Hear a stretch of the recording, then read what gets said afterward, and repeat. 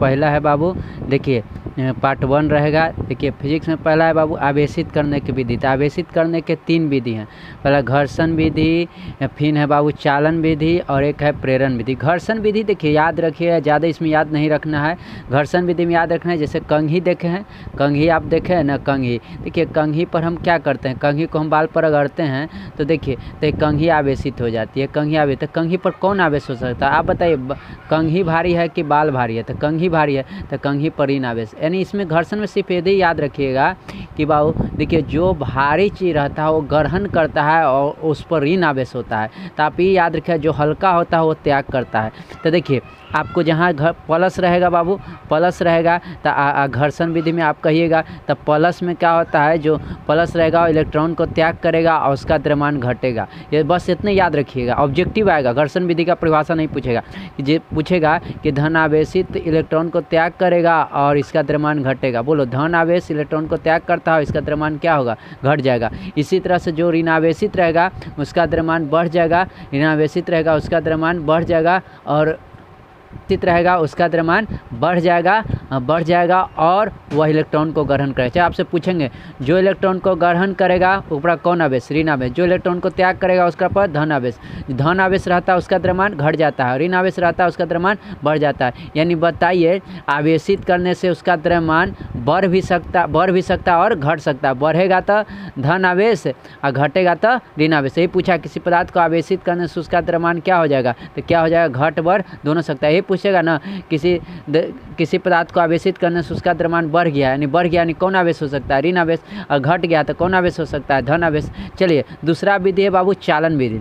तो आपको चालन विधि का कभी परिभाषा नहीं पूछेगा, आप याद रखिएगा सीधे कि देखिए चालन विधि में क्या होता है कि देखिए एगो पर प्लस है, एगो पर प्लस आवेश है और दूसरा अनावेशित, दूसरा पर कोई चार्ज नहीं है और उसको इसके बगल में ले जाते हैं तो इस पर प्लस है तो यह प्लस हो जाता है। समझे, इस पर कोई आवेश नहीं था, जैसे ही इसके बगल में ले गए तो इस पर भी प्लस आ जाता है। यानी देखिए इसको निकट जैसे ही ले जाते हैं दूसरा अनावेशित, इसमें आवेश है, इसमें नहीं आवेश था, जैसे ही इसमें ले गए तो इस पर भी क्या आ गया, प्लस आ गया। और देखिए इसमें आवेश नहीं था, इसमें माइनस था, जैसे इसके निकट आ गए तो इसमें भी आवेश आ जाता है। यानी देखिए इस पर आवेश था, इस पर आवेश नहीं था, इसके निकट आए तो ये भी प्लस आ गया। इस पर आवेश था, इस पर आवेश नहीं था, इसके निकट ले गए तो इस पर भी आ गया, आवेश आ गया। देखिए जब किसी आवेशित वस्तु के संपर्क में अनावेशित को लाया जाता है तो अनावेशित पर जिस पर आवेश नहीं रहता उस पर भी आवेश उत्पन्न हो जाता है। उसी विधि को कौन विधि कहते हैं, चालन विधि। वही उत्पन्न होता है जो होता है प्लस है तो प्लस से आएगा, या माइनस था, इस पर आवेश नहीं था लेकिन इसके निकट जैसे ले गए ना इस पर क्या, जैसे एगो है गोला है, इस पर आवेश नहीं है, इसके निकट जैसे आएगा तो ये भी कौन आवेश हो जाएगा, ऋण आवेश हो जाएगा। तो इसको कौन विधि कहेंगे, चालन विधि। जैसे यह बुआ प्लस है, इसके निकट ले गए, इस पर कोई आवेश नहीं, जैसे इसके निकट ले गए इस पर भी आ गया प्लस।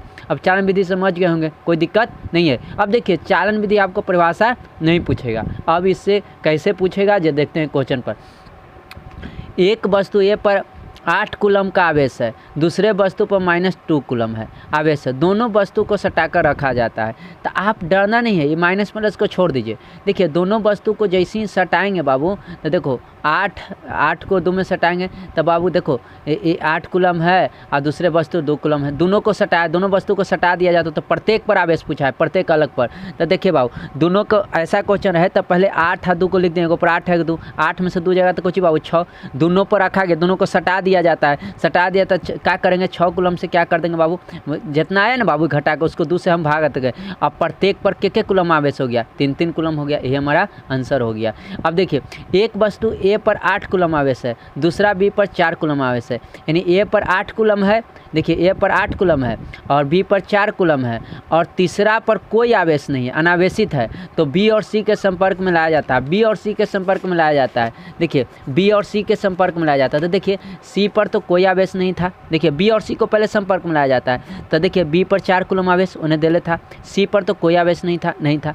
अब दोनों के हम जोड़ेंगे तो बताए टोटल आवेश कितना हो जाएगा, 4, एक बार कोई आवेश नहीं है तो बताए 0 था तो 4 कूलम हो जाएगा, यहाँ पर कोई आवेश नहीं 0 तो यहाँ 4 कूलम हो जाएगा। अब दोनों पर पूछेगा कि अब दोनों पर कितना हो गया तो 2 से भागा दे देंगे, एकरो पर 2 कूलम आवेश हो गया, एकरो पर 2 कूलम आवेश हो गया।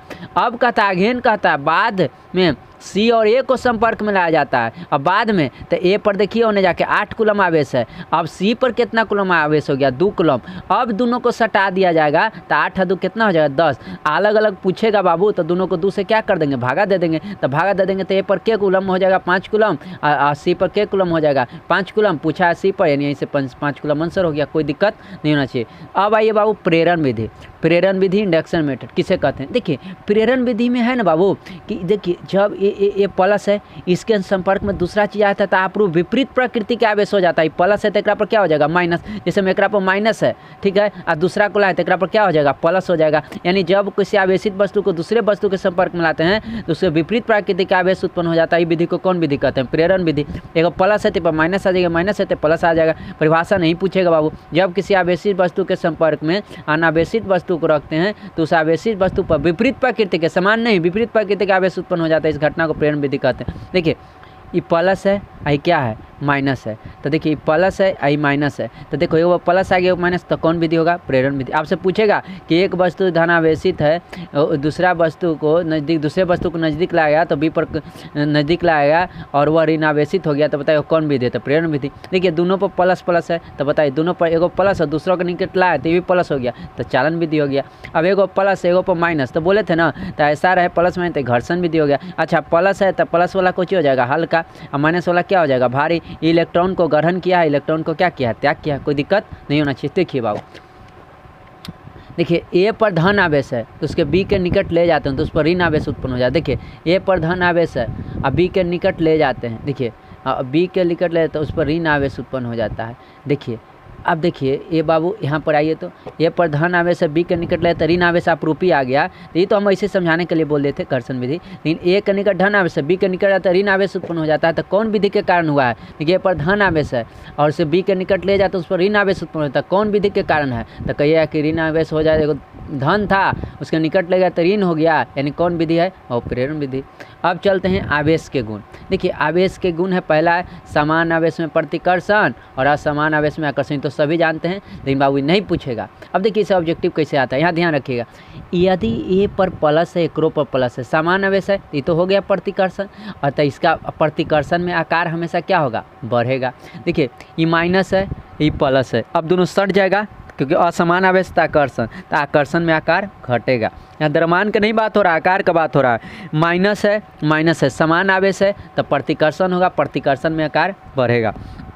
देखिए अब पूछ सकता है ना कि ए पर धन आवेश है तो और ये आकर्षित करता है, तब बी पर क्या हो सकता है, तब बी उदासीन भी हो सकता है। याद रखिएगा बी उदासीन भी हो सकता है और क्या हो सकता है, ऋण भी हो सकता है। याद रखिएगा थोड़ा सा, यानी देखिए बी पर ऋण आवेश है और ये आकर्षित करता है, तो ए पर कौन हो सकता है, ए उदासीन भी हो सकता है और कोई चीज़ पर हो सकता है धन आवेश होता है। समझ गए। अब चलिए ए पर प्लस है और ये आकर्षित करता है, ठीक है, तो आपसे पूछेगा ना कि बताइए अगला बी है तो बी पर कोई हो सकता है, तो माइनस भी हो सकता है और उदासीन, दोनों में से कोई हो सकते हैं। अब हम आपसे पूछेंगे कि ए पर प्लस है, ठीक है, हम और ये आकर्षित कर लेता है बी को, तो बी पर कोई हो सकता है, तो बी पर माइनस हो सकता है या उदासीन भी हो सकता है, कोई दिक्कत नहीं होना चाहिए।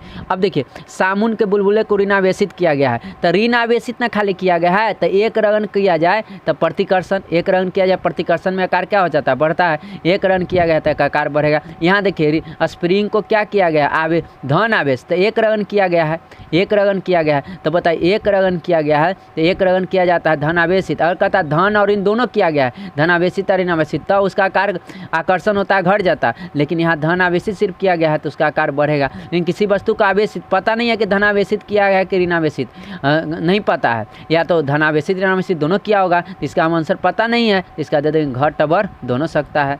यदि एक रन करता सिर्फ धनावेशित करता तो बढ़ता, सिर्फ ऋणावेशित करता तो बढ़ता, अगर ऋणावेशित और धनावेशित करता तो इसका आकार क्या हो जाता है, घट जाता है। कोई दिक्कत नहीं होना चाहिए बाबू। चले देखिए आपसे क्वेश्चन पूछा है बाबू, ए पर धन आवेश है, ए पर कौन आवेश है, धन आवेश, और बी पदार्थ को और दूसरे पदार्थ बी को अपनी ओर आकर्षित करता है। पूछ दिया ना कि ए पर धन आवेश है और बी को आकर्षित करता है। तो बी पर माइनस भी हो सकता है और उदासीन भी हो सकता है, अभी ना बताएं। तो बी पर आवेश संभव है, तो बी पर दोनों हो सकता है, माइनस भी हो सकता है और उदासीन भी हो सकता है, माइनस भी हो सकता है और उदासीन, यानी ऋण, माइनस को ऋण कहते हैं और उदासीन को तो कहीं, यानी उदासीन भी हो सकता है ऋण भी, यानी दोनों आंसर हो जाएगा।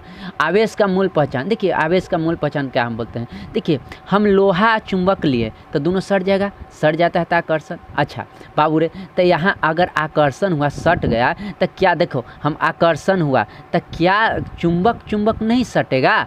चुंबक चुंबक में आकर्षण नहीं होगा, हम चू चू लिख दिए, चुंबक चुंबक में आकर्षण नहीं होगा, चुंबक चुंबक में भी आकर्षण होगा और लोहा चुंबक में भी आकर्षण होगा। तो देखिए हम बाबू इससे पता चला कि कौन लोहा है कौन चुंबक है। आकर्षण हुआ, कोई आदमी कहेगा ना कानी दोनों चुंबके होगा, कानी दोनों का एगो लोहा होगा एगो चुंबक होगा, सही बात नहीं पता चला। लेकिन प्रतिकर्षण होता है तो समान है, जैसे में देखिएगा लोहा को कभी, देखिएगा लोहा को कभी रखिएगा, लोहा को कभी रखिएगा, ठेकाइएगा, दो गो लोहा कैसे ऐसे करके ठेकाइएगा तो दूर भागेगा नहीं भागेगा। लेकिन दो गो चुंबक के रखिएगा तो पता चल जाएगा कि देखिए दोनों अगर दूर भाग रहा है, सटा रहे हैं तो दूर भाग रहा है, दूर भाग रहा है तो पता चलेगा ओहो दोनों क्या है, चुंबक है, दोनों चुंबक है। और यहाँ खाली कोची हो रहा है, प्रतिकर्षण हो रहा है। तो देखिए दोनों लोहा लोहा के सटाए तो पता नहीं चला। तो आप सीधे याद रखिएगा कि आवेश का मूल पहचान आकर्षण नहीं होता, आकर्षण से हो जाता है, चुंबक का चुंबक भी हो सकता है, लोहा चुंबक भी हो सकता है, लेकिन प्रतिकर्षण में सिर्फ पता चल रहा है कि क्या है, दोनों क्या है, चुंबक है। यानी आवेश का मूल पहचान क्या है, कोई पूछेगा तो मारिएगा प्रतिकर्षण। आवेश का मूल पहचान क्या है, प्रतिकर्षण। ठीक है, तो नेक्स्ट वीडियो कॉल।